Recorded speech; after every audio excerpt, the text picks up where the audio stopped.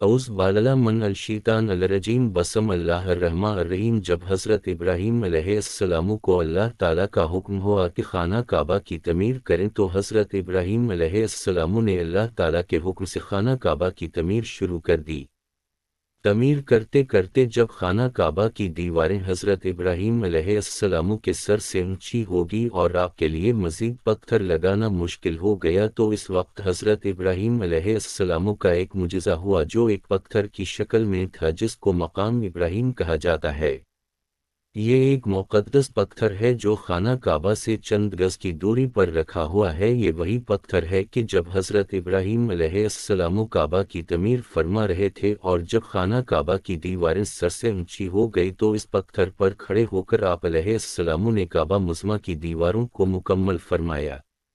یہ ایک معجزہ تھا۔ یہ پتھر موم کی طرح نرم ہو گیا اور آپ علیہ السلام کے دونوں مقدس قدموں کا اس پتھر پر گہرا نشان پڑ گیا۔ اس پتھر کا یہ بھی معجزہ ہے کہ جب حضرت ابراہیم علیہ السلام اس پر کھڑے ہو جاتے تو یہ پتھر خود ہوا میں اڑنے لگتا اور خانہ کعبہ کی دیواروں کی طرف ہو جاتا۔ اس طرح ابراہیم علیہ السلام آسانی کے ساتھ مزید پتھر لگاتے جاتے اور خانہ کعبہ کی تعمیر فرماتے جاتے تھے۔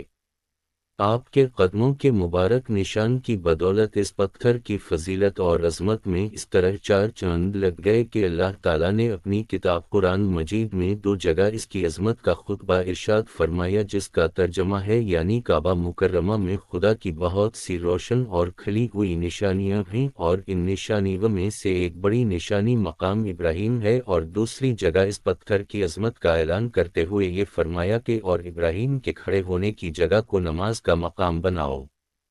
4000 برس کے طویل زمانے سے اس بابرکت پتھر پر حضرت ابراہیم علیہ السلام کے مبارک قدموں کے نشان موجود ہیں۔ اس طویل مدت سے یہ پتھر کھلے آسمان کے نیچے زمین پر رکھا ہوا ہے۔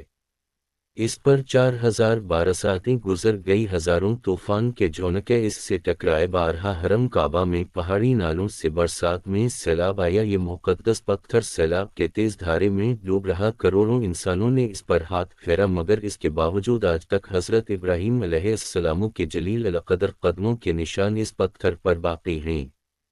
جو بلا شبہ حضرت ابراہیم علیہ السلام کا ایک بہت ہی بڑا معجزہ ہے، اور یقیناً یہ پتھر اللہ کی آیات اور کھلی ہوئی نشانی میں سے ایک بہت بڑا نشان ہے، اور اس کی شان کا عظیم الشان نشان ہر مسلمان کے لیے بہت بڑی عبرت کا سامان ہے کہ اللہ تعالیٰ نے تمام مسلمانوں کو حکم دیا کہ تم لوگ میرے مقدس گھر خانہ کعبہ کے طواف کے بعد اس پتھر کے پاس 2 رکعت نماز ادا کرو، تم لوگ نماز تو میرے لیے پڑھو اور سجدہ میرا ادا کرو، لیکن مجھے یہ محبوب ہے کہ سجدوں کے وقت تمہاری پیشانیاں اس مقدس پتھر کے پاس زمین پر لگے کہ جس پتھر پر میرے خلیل حضرت ابراہیم علیہ السلام کے قدموں کا نشان بنا ہوا ہے۔